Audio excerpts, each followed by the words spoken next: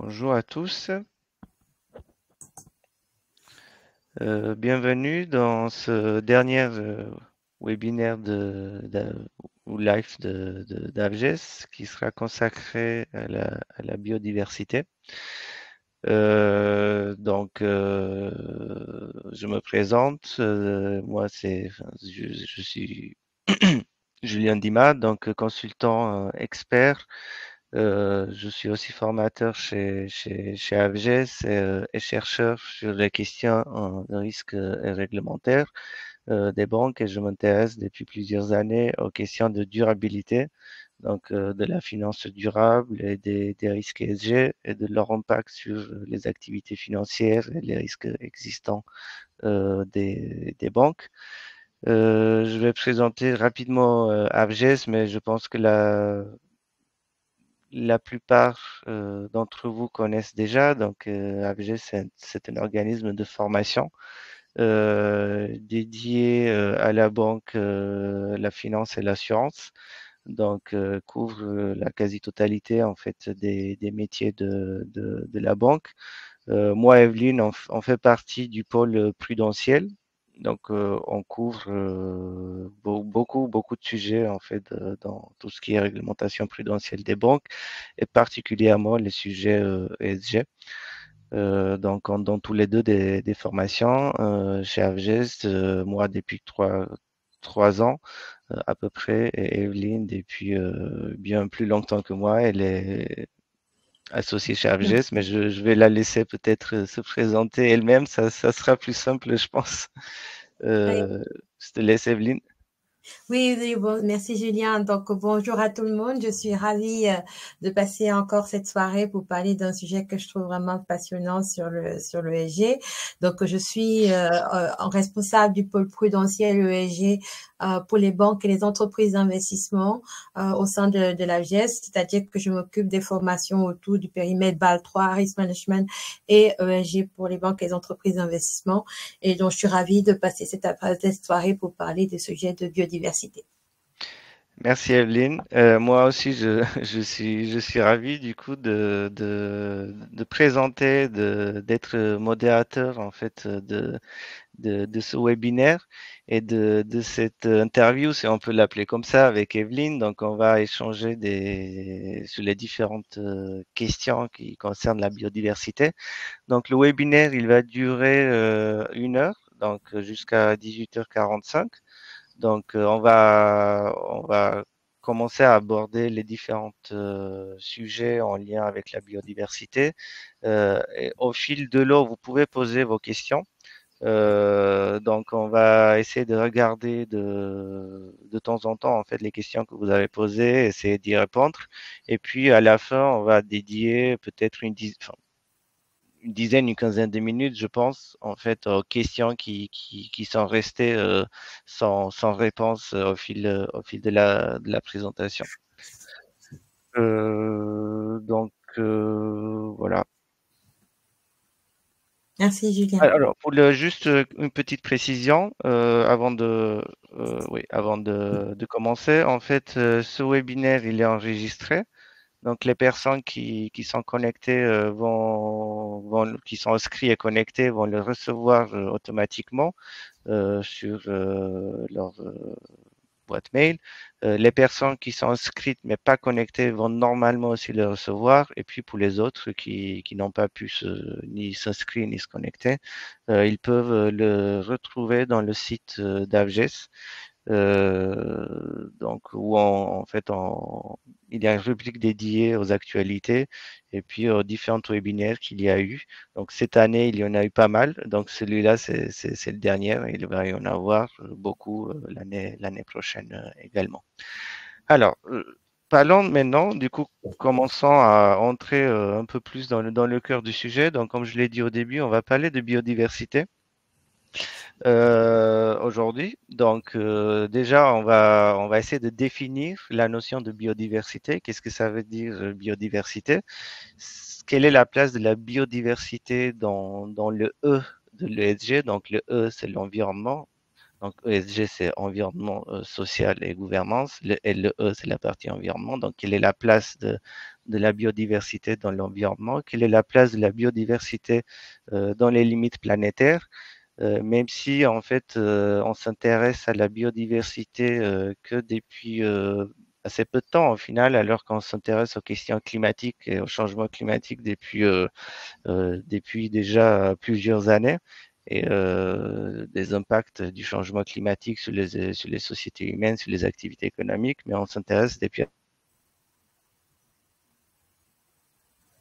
assez peu de temps de définir la biodiversité, de parler de la place de la biodiversité dans l'environnement et dans les limites planétaires, mais on va aussi parler de l'impact de la biodiversité sur les activités humaines et puis sur les activités économiques et comment la biodiversité peut se transformer en risque financier pour les banques, comment elle peut se répercuter sur les catégories de risques traditionnels des banques, notamment risque de crédit, risque de marché, risque opérationnel, des liquidités, etc. Quelles sont les principales réglementations en lien avec la biodiversité, même si le législateur il s'intéresse depuis assez peu de temps vraiment, on va dire. Et puis à la fin, comment on intègre la biodiversité dans le dispositif de gestion des risques des banques.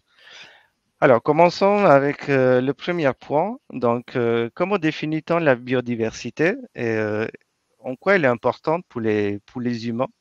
Et est-ce que les humains sont capables, malgré leur progrès, leur technologie, malgré leur science, est-ce qu'ils sont capables, en fait, malgré tout ce qu'on a réussi de faire jusqu'à présent, on est capable de vivre sans la biodiversité, sans la nature?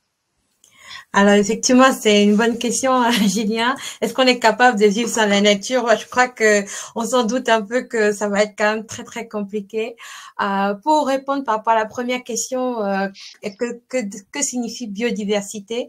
On peut résumer en disant que la biodiversité, c'est le vivant en fait. Tout ce que l'Homo sapiens n'a pas créé quelque part, ça fait partie de la biodiversité. Dans la logique de biodiversité, on va avoir trois grands axes qu'on va regarder. On va déjà regarder la diversité génétique. Par exemple, au sein de la même espèce, est-ce qu'on respecte toutes les variations d'expression de cette espèce-là? Par exemple, si je prends les requins, ben, on a le requin blanc, le requin pèlerin, le requin marteau, etc. Donc, il faut bien qu'on respecte toutes les diversités de la famille des requins. Et donc, ça, ce sera dans la biodiversité génétique qu'il faut être respecté pour toutes les espèces existantes sur Terre. Ensuite, maintenant, on a la diversité des espèces, comme on a parlé des requins, mais on a aussi d'autres mammifères, on a les humains, on a la faune, la flore. Donc, il faut respecter toutes les espèces vivantes, qu'elles soient faune ou flore. Et là aussi, donc, c'est le deuxième aspect de la biodiversité. Et le troisième aspect de la biodiversité, bah, c'est les écosystèmes. Dans notre environnement, on a plusieurs types d'écosystèmes, celui de forêt, celui de prairie, celui de montagne, celui de plage, etc. Il faut s'assurer que tous les écosystèmes qui existent, qui ont tous une utilité, soient préservés. Et donc, en fait, parler de biodiversité, c'est parler finalement du sort et de comment fonctionnent ces différents aspects du vivant entre eux et les autres différentes interconnexions. Et ce qui est très important à avoir en tête, c'est que en fait, nous sommes des privilégiés parce que la nature fournit à l'humain 21 services écosystémiques très importants. Pour répondre à la question de Julien, est-ce qu'on peut vivre sans? Bah, non, on peut pas vivre sans. Il y a 21 services écosystémiques que fournit la nature à l'humain et malheureusement, ces services écosystémiques sont en danger. Donc, par exemple, si on prend le cas des premiers services, si vous voyez dans la présentation, on a montré ici les différents services écosystémiques que fournissent finalement la nature à l'humanité. On a les services d'approvisionnement. C'est grâce à la biodiversité qu'on a on a l'eau douce, on a les produits alimentaires qui nous nourrissent, on a du bois pour nous chauffer, pour construire nos logements, on a de la biomasse, on a des ressources médicinales. Il faut quand même avoir en tête que la nature, c'est quand même une pharmacie gratos, hein. Donc, quasiment tous les médicaments qu'on consomme aujourd'hui ont une composante issue de plantes ou d'animaux. Et donc, c'est très important d'avoir ça en tête parce que peut-être qu'aujourd'hui, en détruisant une plante, on est en train de se priver de la plante qui nous sauvera du Covid-32. Donc, il faut faire très attention par rapport à ça. On a toutes les ressources génétiques, ça c'est le côté approvisionnement. On a les services de pollinisation, notamment pour les services de régulation, la pollinisation. Aujourd'hui, on est très inquiet par rapport au sort des abeilles parce qu'il y a des régions dans lesquelles il n'y a plus suffisamment d'abeilles pour faire le travail de pollinisation et on est obligé de recruter des femmes pour jouer le rôle finalement des abeilles, quoi. Donc, vous imaginez en 2024, bientôt 2025, pendant qu'on essaye d'aller sur Mars, d'autres sont rétrogradés au boulot d'abeilles. Donc, il faut vraiment avoir ça en tête. La nature aussi nous fournit les services de régulation du climat. C'est grâce à la nature qu'on a justement notre climat qui est actuel. Et donc, c'est très, très dangereux la destruction de la nature parce que ça va amplifier les phénomènes climatiques.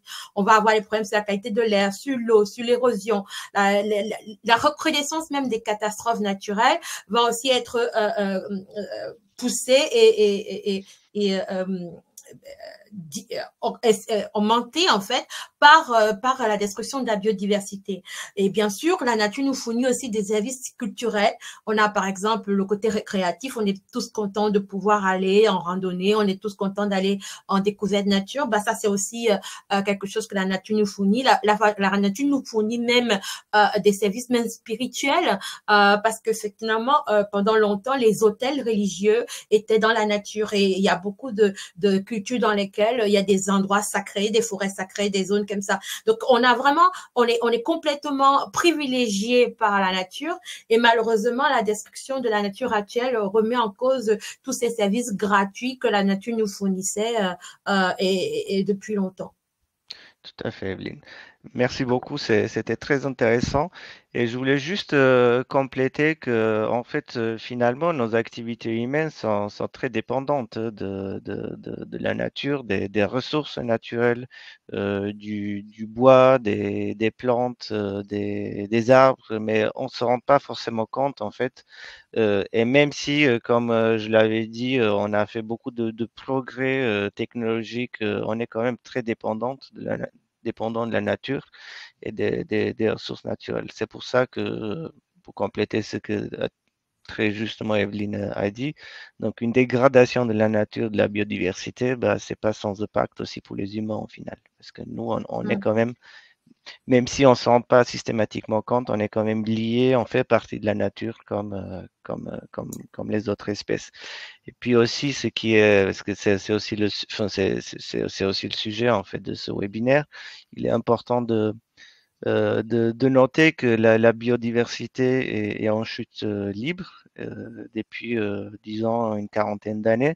Et ce qui est mis en cause, ce sont les activités humaines, comme aussi pour le changement climatique. Donc, l'idée, ça serait vraiment de faire en sorte d'avoir des activités humaines, des activités économiques, tout en limitant en fait l'impact sur la biodiversité et de se rendre compte que la biodiversité est quelque chose d'important et pas décorréler ce que nous sommes et ce que nous faisons. Maintenant, ouais. Maintenant, passons à la question des limites planétaires qui est en fait très proche à tout ce qu'on s'est dit jusqu'à présent. Donc en fait, lorsqu'on s'intéresse aux limites planétaires, on se rend compte que finalement l'équilibre de la vie sur Terre est très fragile. Et même du coup nos vies, nos activités humaines, nos activités économiques y dépendent, même si on se rend pas systématiquement compte. Donc c'est quoi, Evelyne, qu'est-ce que tu peux en dire des limites planétaires? C'est quoi la définition en fait des limites planétaires et quelle est la place de la biodiversité dans les limites planétaires? Oui, Si tu peux en parler. effectivement. Les limites planétaires, c'est vraiment une notion qui est très, très structurante pour comprendre comment fonctionne en fait notre écosystème Terre, parce qu'on a défini en fait 9 limites planétaires qui sont absolument structurantes et qui sont finalement les éléments clés qui font que la vie sur Terre soit en fait viable pour déjà toutes les espèces et en particulier pour l'Homo sapiens. Pour faire le parallèle, puisqu'on est entre financiers, on est habitué par exemple à ce qu'on appelle le risk appetite framework. Le risk appetite framework, c'est quoi? C'est le fait qu'on va définir un certain nombre d'indicateurs d'appétit au risque qui définissent finalement comment notre banque fonctionne. On peut faire le parallèle avec les limites planétaires parce qu'on va finalement dire que les 9 limites planétaires, c'est un peu le risk appetite framework de la planète, de l'écosystème Terre. Et donc, si jamais justement ces limites sont dépassées, bah, on comprend bien qu'on va rentrer en zone de résilience, pour parler comme dans le cas de l'appétit au risque. Et on sait très bien que quand on est en zone de résilience, la faillite n'est pas loin, quoi. Et donc, si vous regardez, par exemple, là, on a donc les 9 indicateurs clés qui font que la Terre soit viable pour l'Homo sapiens à minima sur Terre. Et on voit qu'en fait, sur ces 9 indicateurs clés, vous voyez, c'est exactement comme le risque appetite framework. On a la zone verte, la zone un peu d'appétit au risque, la zone de tolérance, la zone de résilience. Vous voyez que sur déjà 6 des 9 indicateurs, on a déjà passé largement la zone d'appétit au risque. En fait, on est déjà dans des zones qui sont orangées, voire rouges. Et là, ce qui se passe, c'est que la neuvième, il y a une septième limite, là, celle sur l'acidification des océans qui est en passe d'être passée. C'est-à-dire que plus le temps passe, plus la viabilité de la vie sur Terre est remise en cause, en fait. Et on peut expliquer qu'il y a une grande corrélation avec les activités humaines qui ont eu tendance à surconsommer ces limites-là. Donc, vous voyez très bien par rapport à ça que on est vraiment, on est sur la corde raide, on est en train de tirer sur la corde raide là, et dans pas très longtemps, on pourrait se retrouver dans la situation où la vie n'est pas tout à fait compatible avec, enfin, l'environnement n'est pas totalement compatible avec la vie humaine. Ce qu'il faut comprendre, c'est quoi? C'est que, et je crois que c'est ce que aussi Julien disait en début de présentation, c'est qu'on a mis la pression sur le climat en disant oui, on a une empreinte carbone qui est très importante, il faut décarboner, il faut faire le net zéro target, et effectivement, c'est absolument crucial, on n'a pas le choix. Mais ce sera un malentendu de croire qu'il suffit de décarboner pour régler le problème de la planète, parce que les autres limites, vous voyez bien, sont aussi complètement en rouge. Là, on a la limite climatique qui est rouge, mais on a aussi la limite pollution qui est déjà rouge, la limite sur la biosphère, la limite sur le cycle de l'azote qui est déjà rouge, la limite sur finalement le changement d'usage des sols. Donc, il faut voir que voilà, on a des chantiers colossaux devant nous. Et il faut comprendre aussi quelque chose qui est très clair, c'est que tout est interconnecté. On ne peut pas optimiser le climat si on ne tient pas compte de la quantité de pollution, si on ne tient pas compte de la biosphère, si on ne tient pas compte du cycle de l'azote, par exemple. Ça ne marche pas. Il faut que ce soit tout interconnecté. Et c'est pour ça que, par exemple, dans les objectifs environnementaux de la taxonomie, on retrouve des indicateurs qui sont beaucoup plus larges, qui ne se limitent pas uniquement à l'adaptation ou l'atténuation du changement climatique. Donc, il faut voir que, par exemple, encore, ce slide, quand je le faisais il y a 1 an ou 2, on ne parlait pas encore de la 7e limite qui est en passe de dépasser, c'est-à-dire qu'à l'échelle de 2 ans, il y a un nouveau warning qui apparaît.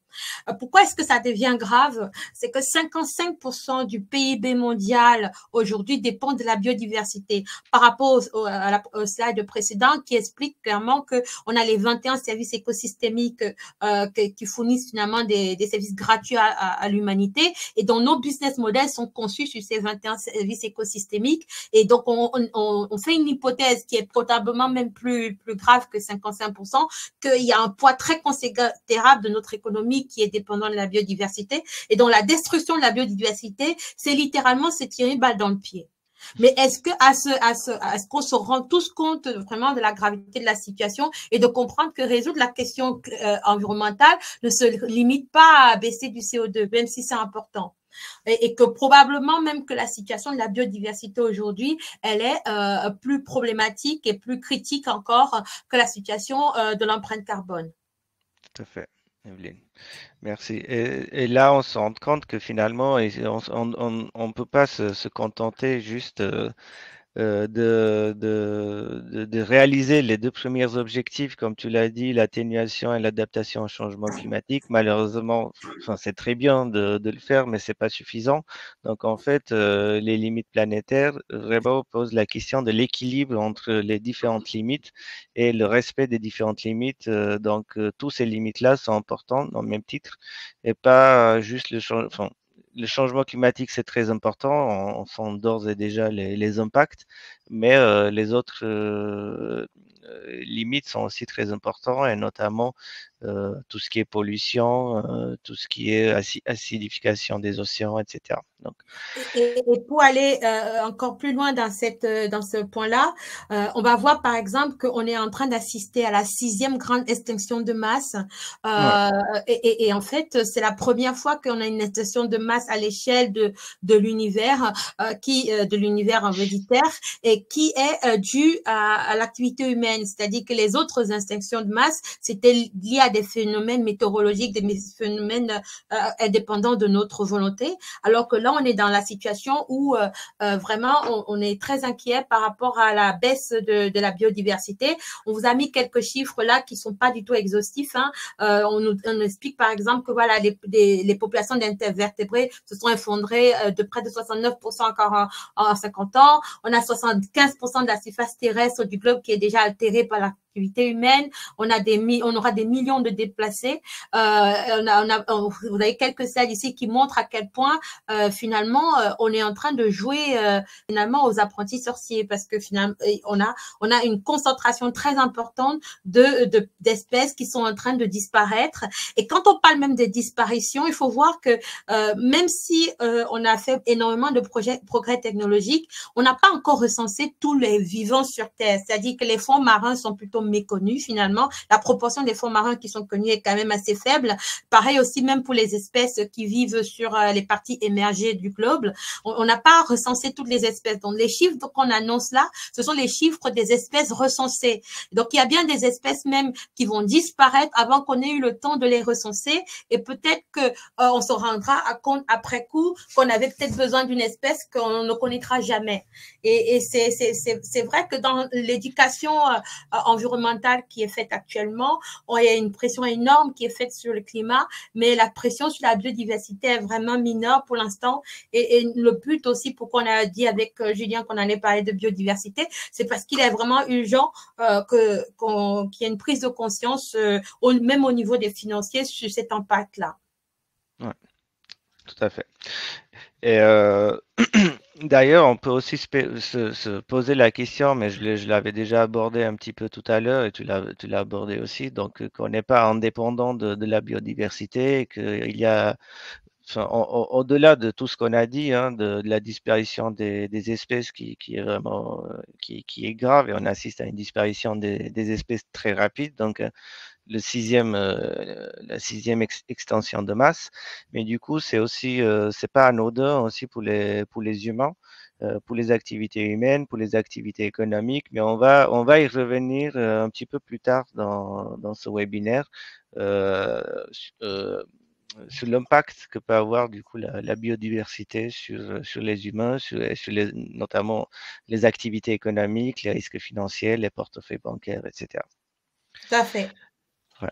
Alors, je regarde s'il y a des questions. Pas de questions pour l'instant. N'hésitez pas si vous avez des questions. Euh, alors, je regarde. Je vois pas de questions. Donc, si vous avez des questions, vous pouvez les poser au fil de l'eau. Et on va les traiter. On va essayer de les traiter aussi au fil de l'eau. Et puis, comme je l'ai dit en début de séance, donc les questions auxquelles on n'a pas pu répondre, on va les traiter à la fin. Donc, on va dédier une dizaine, quinzaine de minutes pour répondre aux questions qui n'ont pas eu de réponse.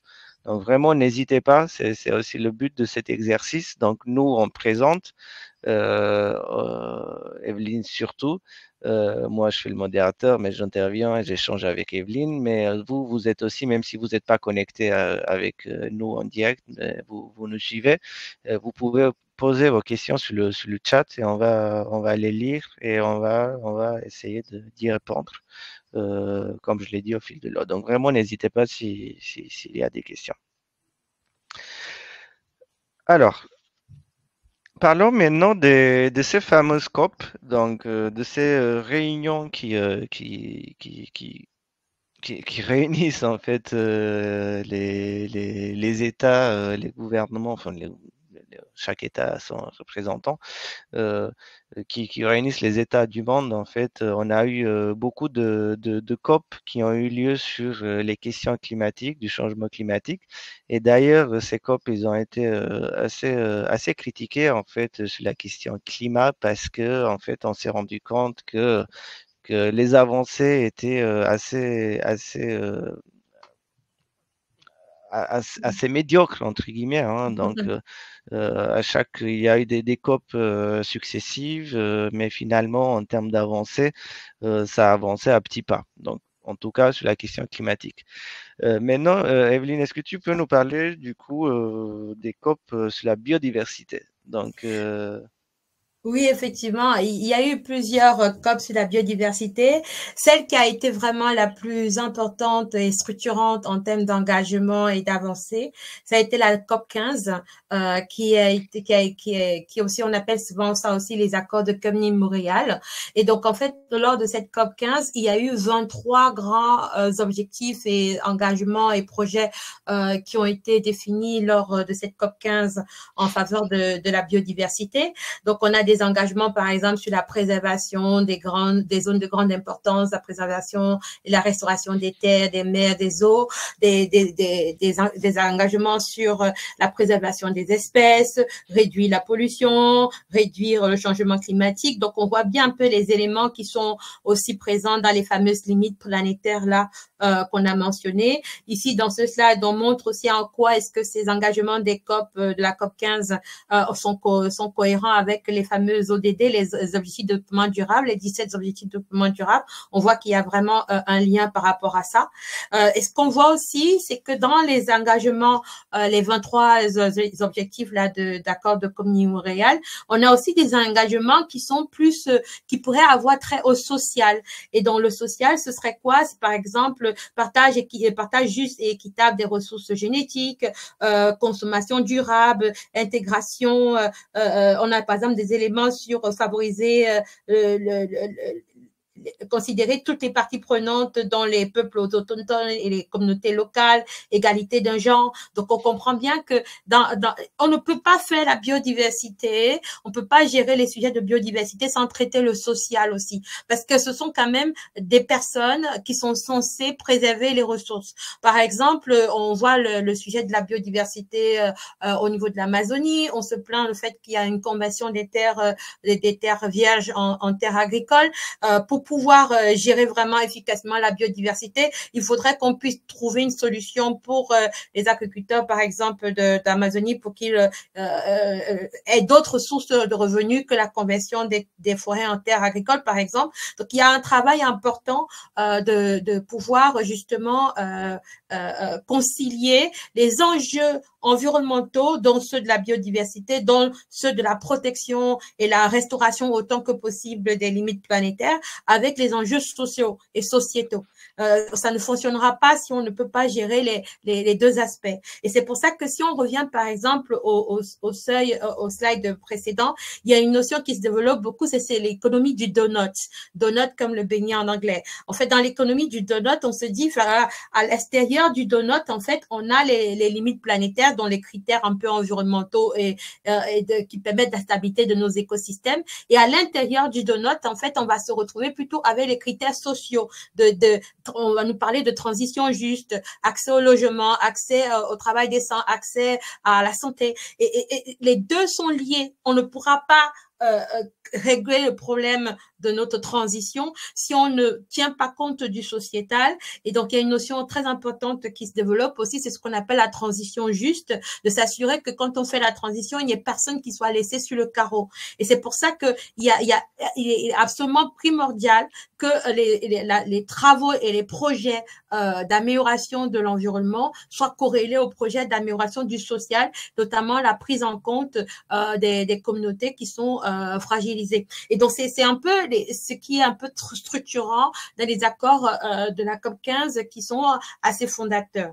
Mais par contre, comme a dit Julien, parfois, finalement, ces COP, même s'il y a parfois des avancées, il y a aussi quand même des zones où on sort un peu avec un sentiment un peu mitigé en termes de rendu. Parce que très récemment, donc, on a assisté à la COP 16 qui était censée montrer justement comment on a avancé sur les fameux accords de Comny-Montréal. Et là, on en sort avec quelque chose un peu en demi-teinte, c'est-à-dire qu'il y a eu quelques avancées par rapport, par exemple, à la reconnaissance des droits des peuples autochtones, des communautés locales qui peuvent être impactées négativement dans l'exploitation des services écosystémiques. Il y a le travail sur le fonds Cali, par exemple, pour justement préserver les données génétiques. Il y a des choses qui ont été faites dans ce sens-là, mais de l'autre côté, on a quand même un gros souci avec cette COP 16 qui s'est tenue en 2024, c'est que le financement de la transition biodiversité, les travaux, le financement de tous les projets des 23 projets d'accord de Comny-Montréal, on parlait de 700 milliards d'euros, de dollars, pardon, qui auraient dû être mis sur la table pour pouvoir soutenir ça. On n'a pas pu avoir des accords là-dessus. Il y a eu énormément d'échanges plus ou moins musclés lors de cette COP-là, mais on n'a pas eu d'avancée très concrète là-dessus. Et donc, forcément, on sort avec un sentiment un peu mitigé, un peu aussi, pour ne pas parler de médiocre dont parlait Julien tout à Oui, c'est l'heure. vrai qu'après, le terme médiocre, c'est un petit peu, c'est un petit peu péjoratif. Peut-être oui, peut-être c'est pas vraiment le bon terme à utiliser, mais, mais disons que les COP de climat, en tout cas, ont été beaucoup critiqués par la communauté qui s'intéresse en fait aux questions du changement climatique, parce qu'on a vu que malgré que du fait qu'ils ont réuni quasiment tous les pays en tout cas une très grande partie des pays du monde, il y a eu pas mal de discussions. Finalement, les avancées ont été finalement assez mitigées par rapport aux vrais objectifs en fait, à ce qui serait vraiment nécessaire pour atteindre ces objectifs. Euh, Merci Evelyne. Donc maintenant on va parler un petit peu du coup du lien entre biodiversité et climat. Donc comme je l'ai dit à plusieurs reprises, je vais le redire encore. Donc on s'intéresse en fait depuis plusieurs années au climat et que depuis peu à la biodiversité. Mais est-ce que il y a un lien en fait entre biodiversité et climat? Et est-ce qu'il peut y avoir aussi des conflits? Alors, je prends un exemple, comme tu l'as aussi dit tout à l'heure. Donc, en fait, là, on parle beaucoup de transition. On parle beaucoup de transition énergétique, on parle de plans de transition, mais qui, à mon point de vue, en fait, sont très axés sur la question climatique, parce que l'idée est de décarboner, de réduire l'impact sur le changement climatique, et donc d'électrifier, de passer des combustibles fossiles à l'électrique le plus possible, de passer des énergies polluantes qui utilisent du combustible fossile à des énergies renouvelables telles que les éoliennes ou les panneaux photovoltaïques. Donc on parle beaucoup de tout ça, mais finalement on parle assez peu de l'impact que peut avoir cette transition sur la question de la biodiversité. Alors je prends encore un exemple. Lorsque on veut faire, on veut transiter en fait la production de l'énergie, ou lorsqu'on va électrifier, on va solliciter de plus en plus en fait des métaux, des matières premières, et donc on va quand même exercer une pression forte sur la nature, parce qu'il faut aller creuser des grands trous pour extraire les métaux nécessaires, les matières premières nécessaires qui sont en fait indispensables pour faire cette transition. Mais tout ça, c'est pas anodin pour la biodiversité, pour la nature. Donc, est-ce que du coup, on peut avoir un conflit au final entre les deux? Et est-ce que le fait de beaucoup trop s'intéresser à la question climatique, à juste titre, hein, parce qu'encore une fois, il est très important de réduire l'impact sur le réchauffement climatique, mais finalement, est-ce qu'en faisant, en cherchant à tout prix de faire de la transition, est-ce on n'impacte pas finalement d'autres éléments qui sont liés à ces limites planétaires dont on a discuté et peuvent avoir un impact important sur la biodiversité. Bah, tout à fait. Et je pense que l'exemple sur les minerais est vraiment clé. C'est-à-dire que on a un peu rapidement conclu que la transition va se faire pas du tout électrique, mais simplement le tout électrique a aussi des problèmes parce que comme a dit Julien, l'extraction de tous ces minerais, que ce soit le lithium, le cobalt, le manganèse, ça se fait quand même dans des conditions très très très déplorables sur la biodiversité. Donc peut-être qu'on est juste en train de déplacer le problème, alors que si on revoit sur le siècle, sur les limites planétaires, tout est lié. Et donc on pourra pas, si on sauve le CO2 en tuant, en détruisant la biodiversité, on n'est toujours pas sorti d'affaire et on va juste déplacer le problème. On a plusieurs exemples comme ça. On a aussi le fait que par exemple les éoliennes, elles sont souvent implantées dans des zones qui sont sur le chemin migratoire de certains oiseaux, et donc ça fait que les pales des éoliennes perturbent la migration des oiseaux. On a parfois le fait que parce qu'on veut augmenter l'empreinte, l'absorption du CO2 avec les puits de carbone, on va planter des forêts qui sont presque mono-espèces, et donc ces forêts-là auront tendance à peut-être absorber du CO2 mais détruire la biodiversité derrière. Donc il faut bien avoir l'idée en tête que parfois il y a des fausses bonnes idées.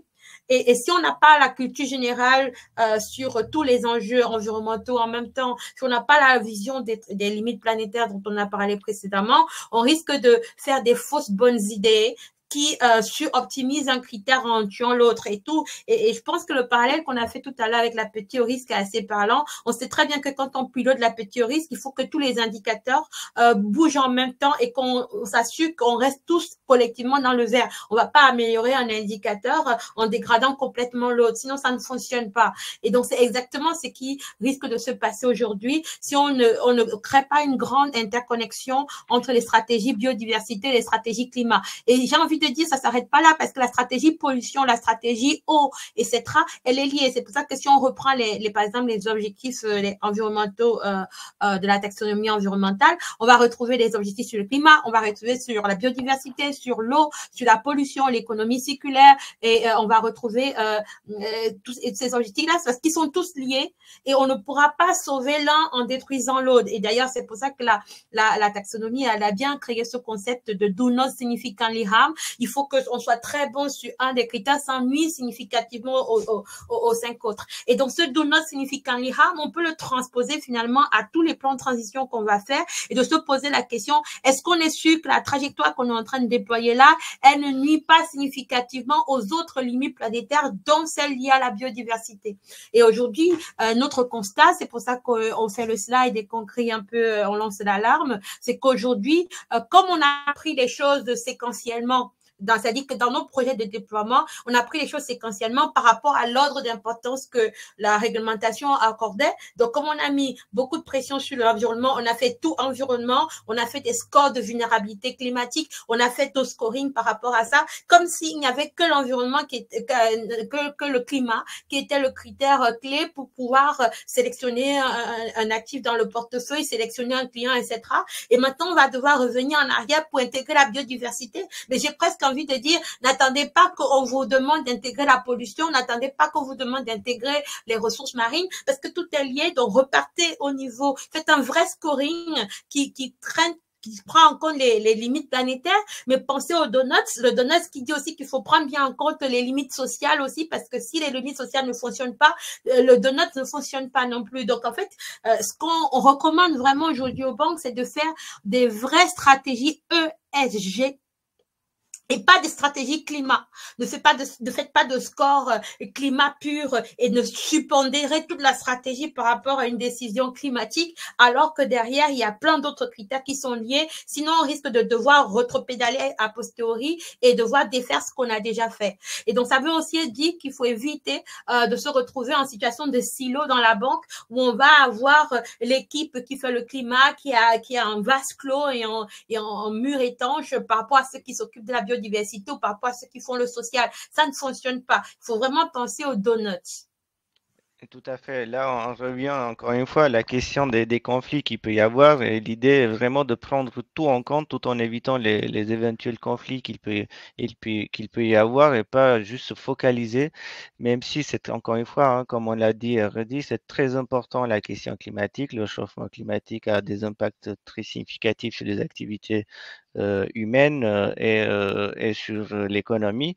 Mais la biodiversité, comme on vient déjà de voir ensemble, peut aussi de manière très significative en fait nous impacter parce qu'on fait partie de la nature et on utilise les ressources de la nature et du coup, et en plus, il y a quand même un lien entre aussi biodiversité et climat. Par exemple, lorsqu'on va déforester, donc on va avoir un impact sur la biodiversité, mais en même temps, on va aussi avoir un impact sur le climat. Et puis, il y a aussi beaucoup d'organismes, hein, pas, peut-être pas que les arbres et les plantes qui vont quand même avoir un impact positif sur l'atténuation du changement climatique. Donc, les deux, finalement, c'est des choses qui sont liées et se focaliser uniquement sur l'un et pas sur l'autre, ça serait pas euh, ça serait pas suffisant. Et comme Evelyne l'a très bien dit, on risque de revenir en arrière et de tout défaire pour après refaire bien comme, comme il faut. Alors, je regarde toujours pas de questions. Euh, donc, vous nous entendez bien. Donc, il y a Mariem qui m'a dit oui. Donc, j'espère que tout le monde nous entend bien. Mais si jamais vous ne nous entendez pas bien, n'hésitez pas. Et encore une fois, n'hésitez pas si vous avez des questions. C'est le but qu'on puisse aussi vous répondre à des éventuelles questions que vous pouvez avoir par rapport à votre activité, mais aussi ça peut être aussi très bien des questions générales, hein, donc peut-être des questions liées à votre quotidien, pas nécessairement à votre activité professionnelle, mais aussi à votre vie quotidienne en fait. Donc n'hésitez pas. Le sujet est intéressant et c'est en fait ça nous impacte tous. Alors, passons maintenant à l'impact que peut avoir. Ah, il y a une que. Non, pas de question. Ok, merci. C'est déjà bien que vous nous entendez. Parce que à un moment, j'ai eu peur. Donc, comme nous, on vous entend pas. Donc, je voulais m'assurer que tout le monde nous entend bien. Alors, parlons maintenant de l'impact que peut avoir du coup la biodiversité sur les risques bancaires. Alors, on a beaucoup parlé ces dernières années de l'ESG et des risques ESG. Et on est beaucoup focalisé en fait sur les risques climatiques, comme on l'a déjà un peu évoqué enfin même pas, on l'a beaucoup évoqué en fait plusieurs fois que la question climatique a été beaucoup plus priorisée et privilégiée que les autres critères environnementaux. Et en fait, en ce qui concerne par exemple les risques climatiques, on sait d'ores et déjà qu'ils ont un impact potentiel fort sur les risques classiques d'une banque, notamment le risque de crédit, le risque de marché, le risque de liquidité, le risque opérationnel. Donc, notamment, d'une part via les aléas climatiques, donc notamment les sécheresses, les inondations, l'augmentation du niveau de la mer, les tempêtes, etc., qui peuvent directement impacter en fait les chaînes d'approvisionnement, les chaînes de production, les installations des entreprises et qui peuvent dégrader donc leur solvabilité et leur situation financière. On a aussi, donc tout ça, c'est du risque physique et le risque de transition, c'est lié au coût que les entreprises doivent faire face en fait pour passer vers une économie bas carbone. Donc, tout ça, on arrive maintenant, même si peut-être qu'on n'a pas encore les modèles parfaits qui permettent, il y a toujours des développements en cours en fait au sein des établissements financiers pour bien mesurer ces risques climatiques. Mais on sait déjà, on connaît déjà l'impact que peuvent que peuvent avoir en fait les risques climatiques sur les risques traditionnels d'une banque. Euh, donc, ce n'est pas des risques anodins, ce sont des risques qui ont bel et bien un impact sur les risques classiques d'une banque. Maintenant, Evelyne, est-ce que tu peux nous parler des risques liés à la biodiversité? Est-ce que ces risques-là peuvent, comme les risques climatiques, impacter du coup les risques bancaires et peut-être nous donner, je ne sais pas, des exemples? Effectivement, donc là, on vous a mis quelques exemples par rapport à ça, c'est-à-dire que voilà, par exemple, ce qu'on appelle les drivers, c'est-à-dire les éléments de la biodiversité, les éléments qui impactent la biodiversité, qui modifient la biodiversité et qui peuvent entraîner finalement du risque financier que ce soit le risque de crédit, marché, liquidité, etc. Par rapport à ça, on a quelques exemples, mais pour bien visualiser ce que je vais dire, je vais revenir sur le slide sur les 21 services écosystémiques et ça va apparaître de manière évidente la corrélation. Donc, puisqu'on a dit tout à l'heure que tous ces services écosystémiques sont en danger parce que la biodiversité est menacée, on comprend par exemple le risque de crédit, toutes les entreprises qui seront dans des secteurs très dépendants finalement de ces services écosystémiques. Par exemple, pollinisation, ce sera le secteur agricole. Si ce sera par exemple montée du niveau de la mer, bah, si on est dans les secteurs liés au tourisme, on va avoir un souci. Si on est dans les pertes de ressources médicinales, donc tout le secteur pharmaceutique va avoir un souci. Donc, on comprend très bien que toutes les entreprises dont le business model dépend directement de ces services écosystémiques vont se retrouver impactés négativement du fait de la disparition de ces services. Donc, pour nous, ça va devenir du risque de crédit si on a des expositions sur ces secteurs-là. Donc, ça, c'est le premier aspect. Ça va devenir aussi du risque de marché si, par exemple, on a des positions sur des titres émis par rapport par des émetteurs dépendants de ces services écosystémiques. On comprend bien que quand la dégradation va se confirmer, il y aura donc une volatilité très importante finalement de ces titres-là sur les marchés. Ça va devenir aussi des risques de liquidité parce que les titres émis par ces entreprises très dépendants de ces secteurs-là vont aussi décoter en valeur, vont peut-être perdre en rating et donc derrière, ça va jouer sur la liquidité de ces titres-là. On va avoir du risque opérationnel puisqu'on voit bien que la nature nous offre des services de régulation de l'eau, de régulation des catastrophes naturelles. Donc, si on a détruit la nature, forcément qu'on va avoir une exacerbation des catastrophes naturelles et ça va devenir du risque opérationnel. Ça va aussi devenir du risque assurantiel parce que justement, avec les dégradations de la nature, les problèmes de régulation de catastrophes naturelles et les problèmes, par exemple, sur les maladies, puisque la nature nous offre des services de régulation des maladies, avec la destruction de la nature, on va avoir plus de pandémies, plus de catastrophes de ce type-là. Et derrière, ça va devenir du risque opérationnel, ça va devenir du risque assurantiel aussi. Et comme ça, on peut finalement dérouler toute la cartographie des risques traditionnels de la banque et de l'assurance et qui va être négativement impacté par ces risques-là. Très bien, merci Evelyne. Et là, on a d'ailleurs, juste pour compléter un petit peu, hein, donc on a parlé de secteurs qui dépendent directement des services rendus par la nature, mais finalement, toute l'économie peut dépendre de manière, enfin même des secteurs qui dépendent de manière un petit peu plus indirecte, vont finalement être impactés en fait par une dégradation des ressources naturelles au final, même si la biodiversité, ça se limite pas à de la ressource naturelle, mais comme on l'a déjà dit au début de cette séance, donc en fait, les activités économiques aujourd'hui dépendent quand même beaucoup de ces ressources naturelles-là. Et une dégradation de l'environnement de la biodiversité va avoir un impact direct sur les ressources naturelles. Et d'une part, donc les secteurs qui dépendent directement des services des services qui sont fournis par la nature vont avoir un impact bien sûr très direct, mais même des secteurs qui sont un peu plus éloignés vont quand même par ricochet être impactés d'une manière ou d'une autre.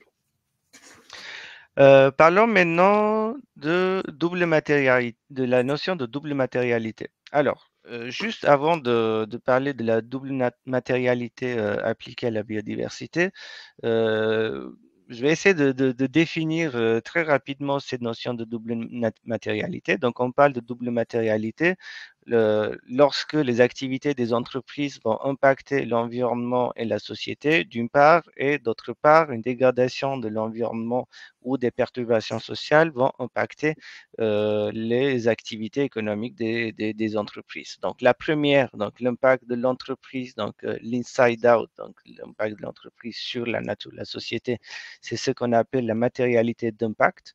Et la dégradation de la nature ou des perturbations sociales sur la société, ça sera la matérialité financière. Si on reprend encore une fois l'exemple du changement climatique, on sait que les émissions des gaz à effet de serre des entreprises vont contribuer du coup au changement climatique, donc ça sera du matérialité d'impact.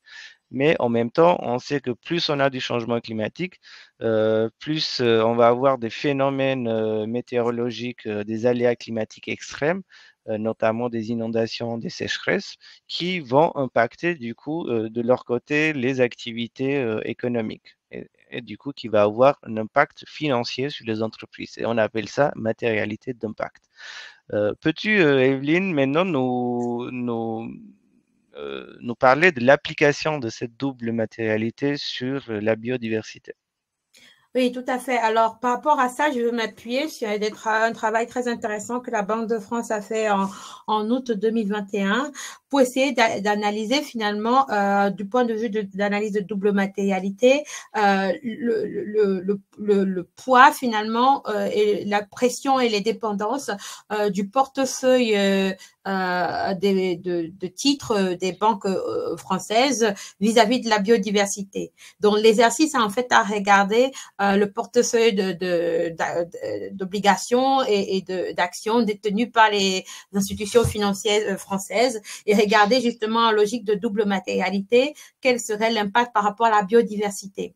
Donc, le matérialité d'impact, c'est quoi? C'est en quoi est-ce que finalement les banques via leur portefeuille finalement ont un impact sur la biodiversité. Et donc, la métrique qu'ils ont trouvée, c'est le MSA, le Minimum Species Abundance. Et le MSA, en fait, ça donne finalement le pourcentage ça donne finalement un indicateur de biodiversité qui mesure à quel point la biodiversité a été modifiée par rapport à la situation où elle était intacte, c'est-à-dire vierge.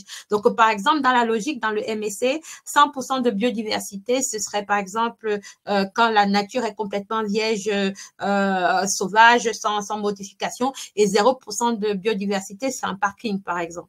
Et donc, 0% des MSC. Et donc, dans ce cadre-là, on constate que l'équivalent de 24% du territoire finalement métropolitain de la France a déjà été artificialisé complètement, c'est-à-dire qu'on a complètement détruit la biodiversité et on peut, selon les résultats de cet exercice-là, c'est le portefeuille via les entreprises qui sont émettrices de ces titres-là qui finalement est responsable de 24% de l'artificialisation de l'artificialisation des sols qui représente 24% de la surface de la France. Ça, c'est la matérialité d'impact. Et maintenant, la matérialité financière, la matérialité financière dans les dépendances du portefeuille des bancaires vis-à-vis de la biodiversité, on va avoir 42% finalement des titres détenus par les banques aujourd'hui sont très dépendants ou très dépendants de la biodiversité, donc des fameux 21 services écosystémiques dont on a parlé tout à l'heure. Et donc, on comprend très bien que la disparition de ces 22 services écosystémiques va avoir un impact sur la valorisation de ces activités, ces titres-là. Et derrière, c'est donc une perte financière sèche potentiellement pour les banques. Dans l'étude toujours d'août 2021, il montre donc justement la cascade des événements. Et donc, on peut voir par exemple qu'ils anticipent que ce soit les risques physiques comme par exemple les pandémies qui vont avoir lieu, les destructions de la nature, etc. Ces risques-là vont avoir des impacts sur les métiers, sur les ménages. On va avoir des impacts macroéconomiques qui vont se traduire après sur le risque crédit, marché opérationnel, etc.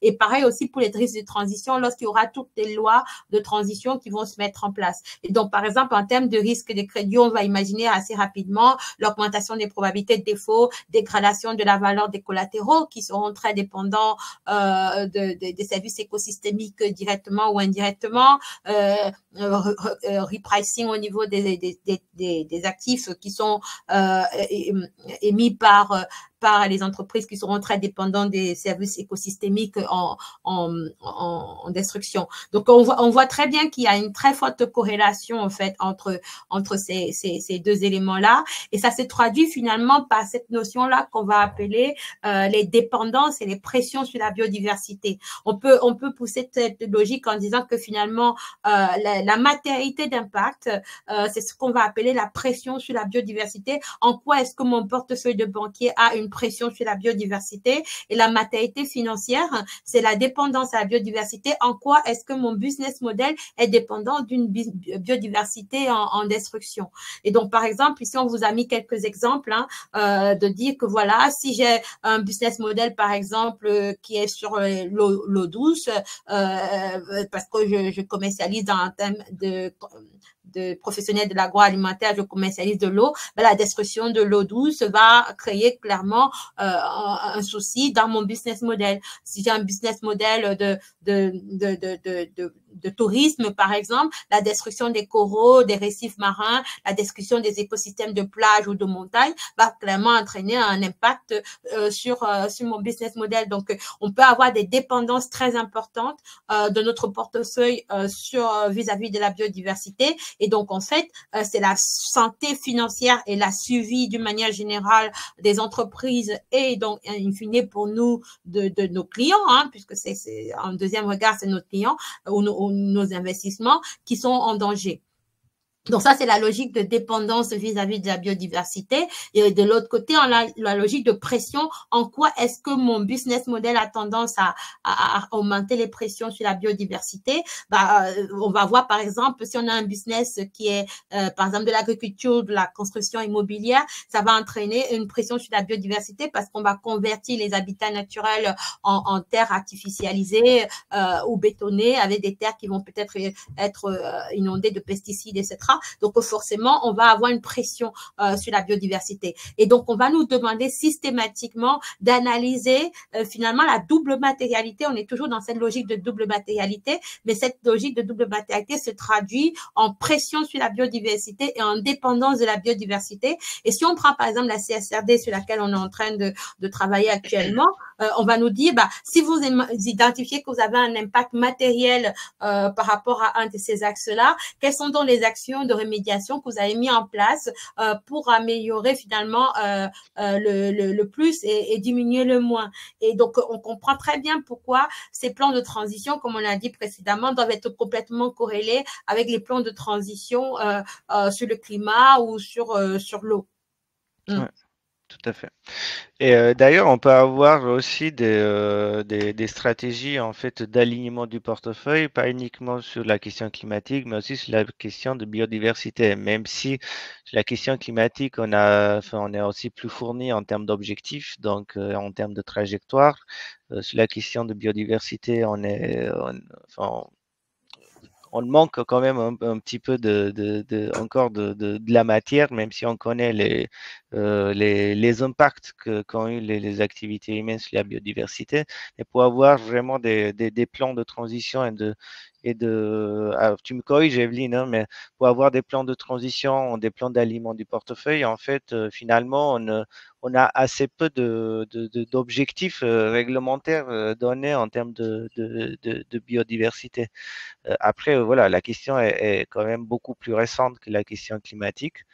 Je sais pas après si même en termes de données et de mesures, donc on va traiter juste après la question de la donnée d'ailleurs, mais est-ce que c'est vraiment on peut avoir suffisamment de données suffisamment aussi de modèles qui peuvent en fait Alors, évaluer cet impact sur les portefeuilles. Alors, par rapport à la donnée, il y a plusieurs sources de données aujourd'hui qui se développent. On a déjà des indicateurs comme les modèles Globio qui sont très intéressants par rapport à ça. Et le modèle MSC que j'ai présenté, c'est aussi issu de la méthodologie Globio. On a des sources de données comme le Our World in Data qui donne aussi pas mal d'informations sur la biodiversité.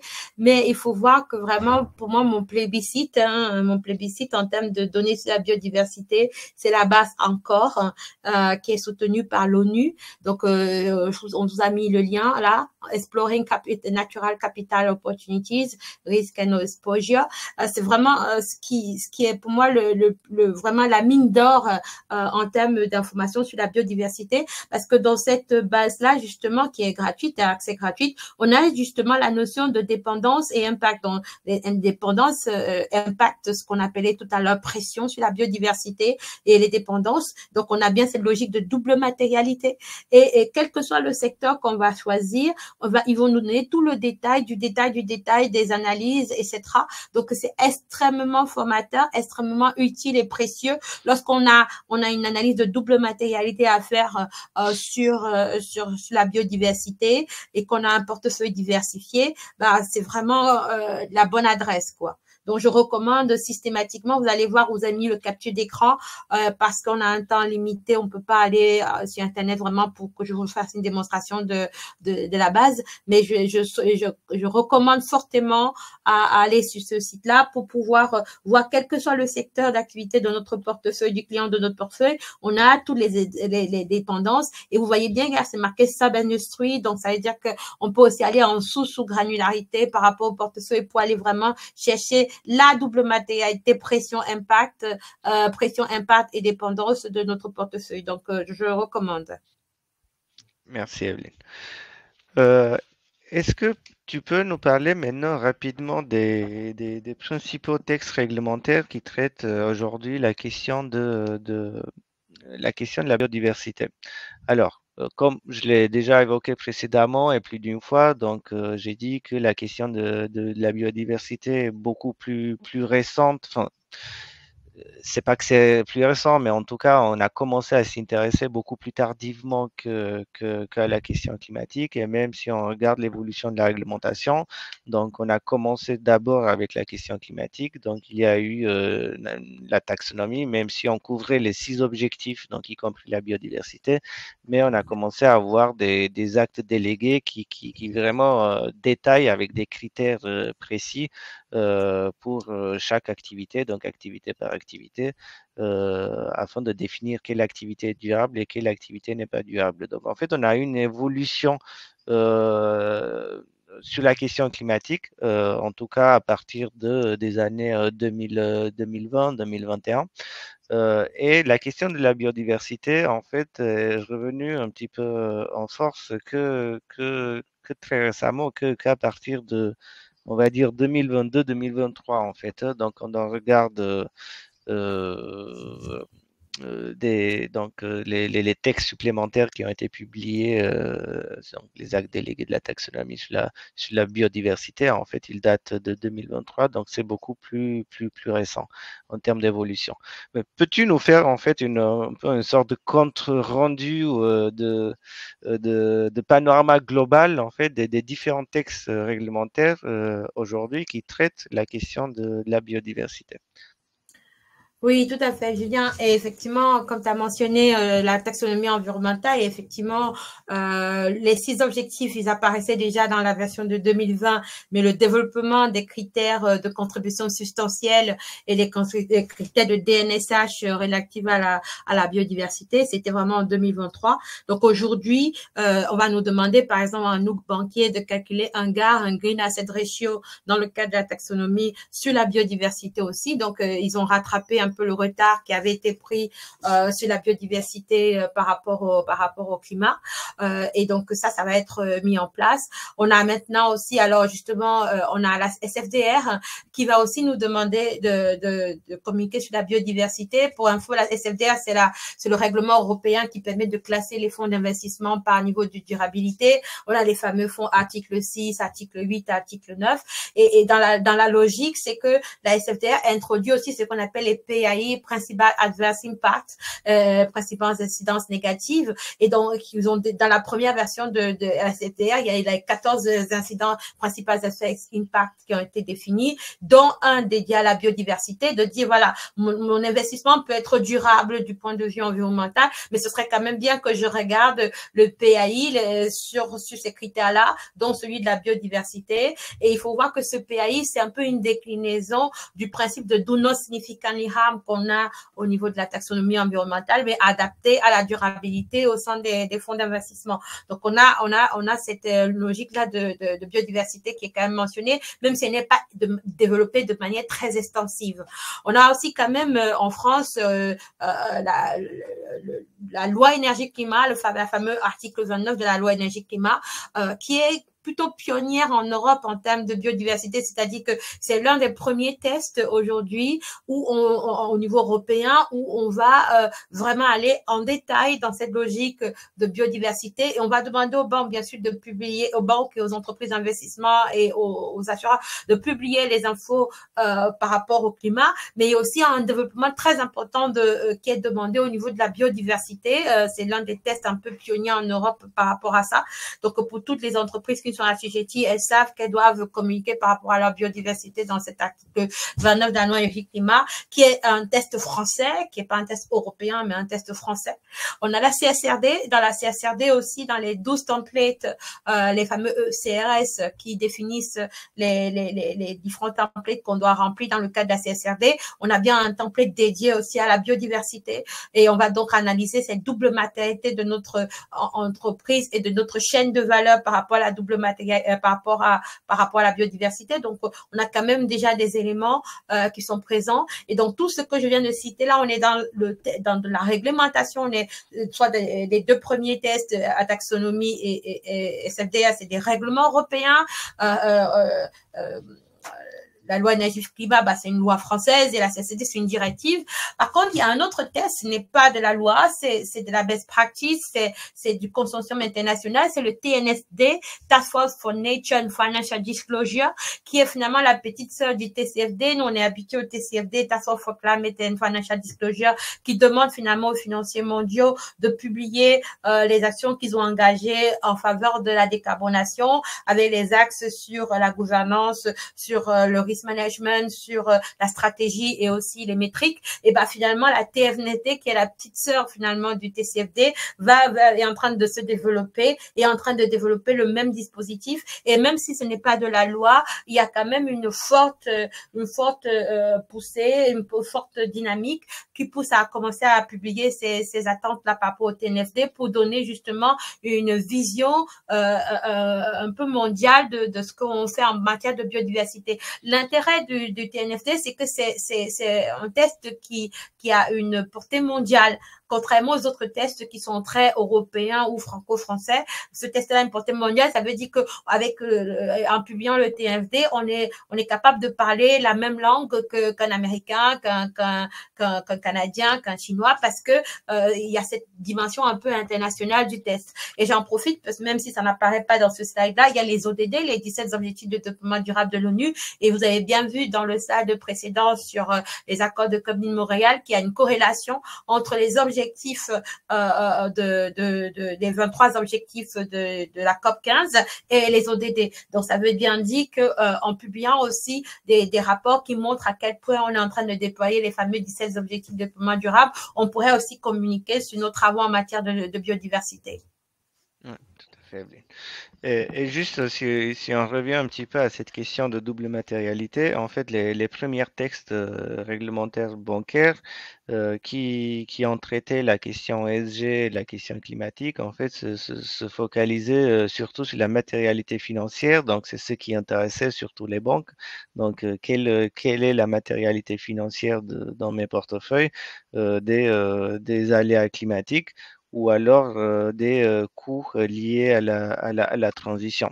Et c'est vraiment la CSRD en fait qui a remis l'accent sur cette notion de double matérialité. Et parce que comme on l'a dit tout à l'heure, pourquoi c'est important? Ben parce que plus on va impacter la nature et la société, donc là, dans notre cas concret, la biodiversité, ben plus derrière la nature, l'environnement, la biodiversité et le climat, bien sûr, vont nous impacter. Donc, c'est pour ça qu'il est important de toujours raisonner en double matérialité. Donc, plus on réduit l'impact, plus on va être impacté derrière. Parlons maintenant de la feuille de route de la mise en place du coup des risques sur la biodiversité dans le dispositif de gestion des risques des banques.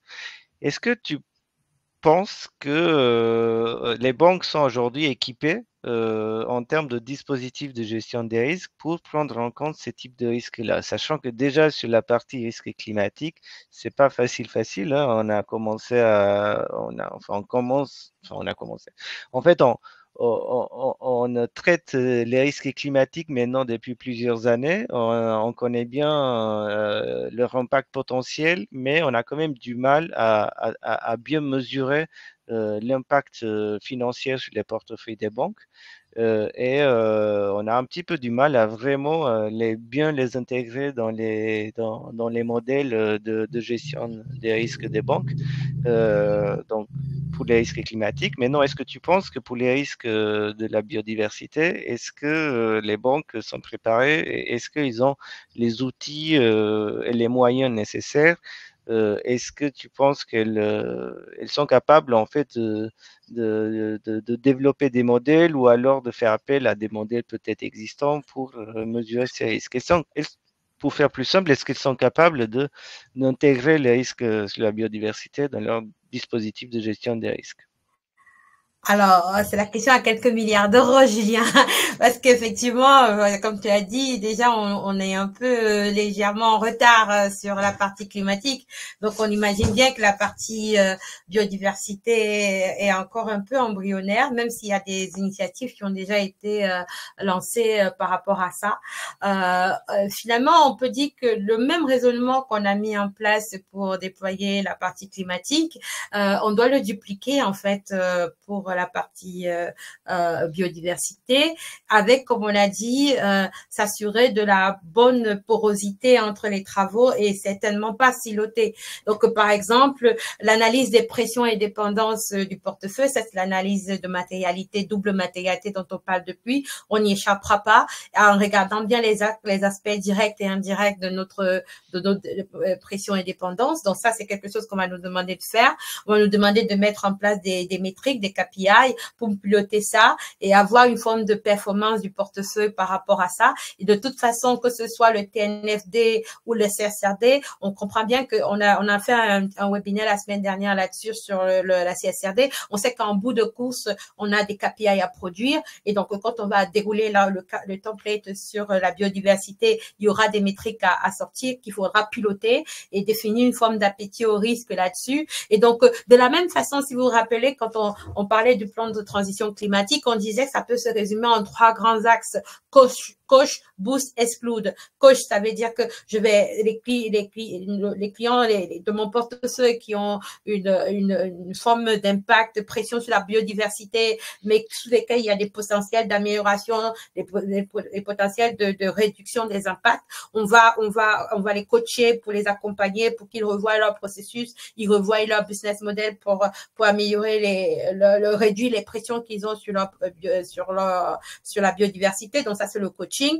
On a le boost pour les clients qui ont un business model structurellement qui est en faveur de la biodiversité. Donc on va aussi s'engager à finalement accompagner ça en augmentant nos expos sur ces clients-là. Et l'exclusion, de la même façon qu'on fait l'exclusion sur du fossile par rapport au climat et de l'empreinte carbone, on va aussi réfléchir à des exclusions pour des portefeuilles qui sont complètement sur des business models qui sont complètement orthogonaux à des travaux de préservation de la biodiversité. Et pour voir l'orthogonalité, je renvoie aux 23 accords sur le Comité Montréal pour voir les axes d'impact potentiel sur la biodiversité, pour voir justement par rapport à d'autres portefeuilles, qu'est-ce qu'on a à faire. Et de la même façon que le but, c'est pas juste de commencer à exclure des clients du portefeuille, c'est vraiment les clients un peu, les cas désespérés qu'il faudrait exclure. Il faut surtout penser à la transition, dans le sens que, encore une fois, je le répète, si le but c'était de ne financer que les clients qui sont déjà parfaits, il n'y aurait pas de transition. Donc, il faut vraiment qu'on ouvre le dialogue avec les clients qui pourraient avoir des pressions sur la biodiversité pour voir comment, qu'est-ce qui est possible de faire, quelles sont les politiques qu'on peut mettre en place pour alléger ces pressions-là. Donc, tout ça, c'est les éléments qu'on va mettre en place et on va développer des métriques pour pouvoir piloter ça. Ensuite, maintenant, les stress tests. Alors, il y a quelque chose qui est très fondamental. Si vous regardez la majorité des tests réglementaires aujourd'hui, on nous parle tout le temps de stress test climatique et pas de stress test ESG. Et donc, ça, déjà, ça crée un biais parce que ça donne l'impression que pour évaluer la vulnérabilité et la résilience de nos portefeuilles, il faut faire des chocs climat. Mais aussi, si on comprend bien ce qu'on a dit depuis le début de webinaire, que 55% du PIB mondial dépend de la biodiversité, on a les 21 services écosystémiques qui sont en destruction, on comprend qu'il est urgent de faire des stress tests biodiversité, de la même façon qu'on fait des chocs climat. Donc, il faut qu'on s'entraide à aller choquer ces éléments-là. Quand on voit les travaux de la Banque de France qui dit que 42% du portefeuille de titres des banques actuellement sont extrêmement dépendants de la biodiversité qui est en destruction, on voit tout de suite le choc. Donc, il faut qu'on commence aussi dans notre panoplie de stress tests qui vont calibrer notre ICAP, qui vont calibrer notre iLab, commencer aussi à intégrer des stress tests biodiversité et de voir les types de chocs qui pourraient se produire. De la même façon aussi, on va parler de gouvernance. On va nous demander de définir les rôles et responsabilités, d'engager le conseil d'administration, etc. C'est finalement ce qu'on demande déjà sur le climat. Le TCFD, par exemple, sur le climat, nous demande quelle est la gouvernance qu'on a mise en place pour pouvoir encadrer les choses, quelle est l'implication du conseil d'administration et quelle est la politique de rémunération qu'on a mis en place. J'ai envie de dire, on va dupliquer le dispositif et on va finalement aussi s'assurer que le conseil d'administration, le top management et toutes les couches de gestion jusqu'aux opérationnels sont bien sensibilisés à cette question de biodiversité et que ça fait partie finalement de leur mission aussi de préserver la biodiversité de la même façon qu'il y a des missions sur l'amélioration de l'empreinte carbone. On répète stratégie, coach boost exclude et bien sûr pilotage et suivi. Tout à fait. Et tu as parlé tout à l'heure de l'accompagnement de transition. En fait, finalement, comme pour le climat, donc on peut accompagner, comme tu l'as dit, Evelyne, nos questions à avoir un modèle économique plus durable, avec moins de pression, moins d'impact sur la biodiversité, sur l'environnement et particulièrement sur la biodiversité, au même titre qu'on accompagne, on commence déjà à accompagner des clients pour avoir moins d'impact sur le réchauffement climatique. Et du coup, finalement, on se rend compte, comme tu l'as aussi dit dans d'autres webinaires, Evelyne, que ce n'est pas finalement qu'une charge, que des coûts. Ça ne représente pas que des coûts. Bien sûr, il y a une charge supplémentaire à considérer parce il faut créer des équipes peut-être dédiées, il faut peut-être développer des modèles, il faut récolter des données supplémentaires dont on n'avait pas, qu'on n'utilisait pas auparavant.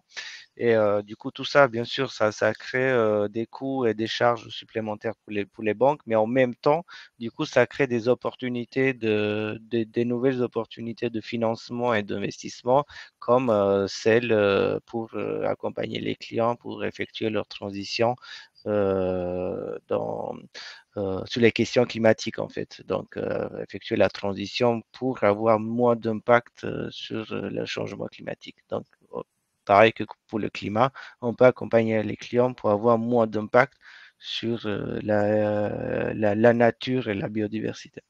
Et j'ai envie de dire un peu pour conclure que vraiment penser aux donuts, quoi. C'est vraiment mon mot de fin. Le donut dans le sens que tout est interconnecté, tout est lié, que ce soit les limites planétaires, les 9 limites planétaires ou le social, tout est lié. Et donc, tant qu'on sera siloté, tant qu'on privilégiera un axe sans tenir compte de l'autre, on est juste en train de déplacer le problème et on ne sort toujours pas du trou. Donc, il faut vraiment penser ESG avec les 3 lettres. Et donc, dans le E, il y a toutes les dimensions de l'environnement avec la pollution, l'eau, la biodiversité, le climat et l'économie circulaire. Et dans le S, on a tout ce qui est protection des collaborateurs, des travailleurs de la chaîne de valeur, protection, accès au logement social, communauté fragilisée. On a aussi accès aux services de santé, accès aux soins, accès. Si on ne tient pas compte de tout ça, ça ne fonctionne pas. Ça ne Tout à fonctionne fait. pas. Ouais, et comme on l'a dit, en fait, on vit dans un équilibre assez fragile, hein, et là, on revient encore à la notion des limites planétaires. Donc, en fait, la vie repose finalement sur un équilibre assez fragile de ces différentes limites planétaires et chacun est très important. Et il n'y a pas que celui, enfin celle plutôt liée au changement climatique. Alors, il y a une question. Dimitri, alors bonsoir. Au titre du récent package prudentiel CRR3 CRD6, y aura-t-il des obligations de disclosure pilier 3 en matière de biodiversité? Si oui, quelle information et à quelle échéance? Merci beaucoup. Alors, je peux essayer de faire une première Oui, partie de la oui. question et je laisserai Evelyne compléter. En fait, aujourd'hui, on a un pilier 3 ESG, vous devez le savoir, en tout cas, une partie d'entre vous qui- les- parmi vous qui êtes connectés, donc devez savoir qu'on a aujourd'hui un dispositif de pilier 3 ESG, mais qui n'a pas, malheureusement, encore pas évolué sur la partie biodiversité. Donc, en fait, on couvre uniquement aujourd'hui les 2 premiers objectifs, donc, qui sont liés du coup au changement climatique, donc atténuation et adaptation au changement climatique. Donc, on a les différents templates qui vont couvrir du coup les risques physiques, les risques de transition et puis les mesures d'atténuation avec le Green Asset Ratio et le Banking Book Taxonomy Alimentation, mais qui sont du coup focalisés sur les objectifs climatiques. Donc, ce dispositif-là n'a pas encore évolué. Mais je pense que l'année prochaine, il y a forte chance, à mon point de vue, mais voilà, Evelyne, je te laisserai aussi donner ton point de vue dessus.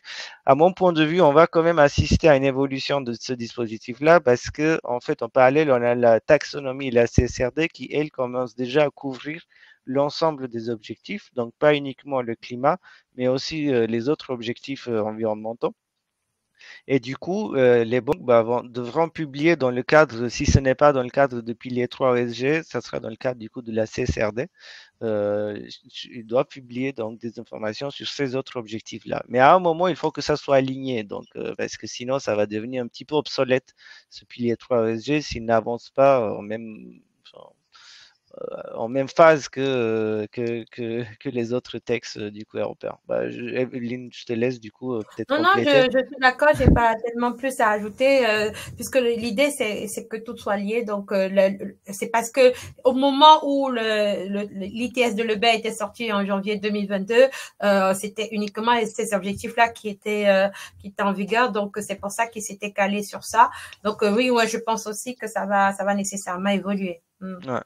Et puis après, c'est vrai que ça fait un peu des publications en double, hein. Donc il va y avoir des templates qui vont être très similaires entre la CSRD et le pilier 3SG lorsqu'on va intégrer du coup ces autres objectifs. Mais en même temps, on peut un peu capitaliser et mutualiser entre les différentes reporting. Est-ce qu'il y a d'autres questions? Bon, là, je me rends compte qu'on a dépassé Quand on aime, on a on ne compte dépassé pas. 1 heure. Ouais, ça passe très vite, on s'en rend pas compte, mais voilà, si on peut encore rester quelques minutes hein, si vous avez d'autres questions. D'ailleurs, j'espère qu'on a répondu, Dimitri, à ta question. J'espère que notre réponse était satisfaisante. D'accord, très bien. Et bon, s'il n'y a pas d'autres questions, bah, on peut clôturer ce dernier webinaire de l'année. C'est ça, Evelyne, hein? Donc, Oui. c'est le dernier webinaire de l'année organisé par l'AFGES, du coup, dédié à la question de la biodiversité. Qui, encore une fois, on l'avait un peu laissé de côté pendant des années. On s'était intéressé beaucoup à la question du changement climatique, mais finalement, la question de la biodiversité est aussi importante. Et comme Evelyne l'a aussi répété plusieurs fois, ils sont tous liés. Et on ne peut pas Donut, s'intéresser à donut, le donut, donut, donut, donut. exactement. On ne peut pas s'intéresser à l'une et laisser les autres de côté. Et du coup, il va y avoir d'autres webinaires l'année prochaine. Donc, n'hésitez pas à vous inscrire, à participer et puis nous poser aussi vos questions. Donc, voilà, on est là pour ça. En tout cas, merci beaucoup. Il y a Thierry qui est en train d'écrire, je crois. Donc, on va Ah, attendre encore une minute. oui. Ah non, ok, bon. Bah, merci à vous, du coup, pour votre intérêt, votre participation. Et on vous souhaite, du coup, une bonne fin de semaine et un bon week-end. Et une bonne fin d'année aussi, Et bonne une bonne fin fête. d'année, oui, bien sûr. On est Merci déjà, beaucoup. on s'approche aux vacances de Noël. Bah oui. On s'approche des vacances de Noël. Merci, au revoir à tous. Au revoir.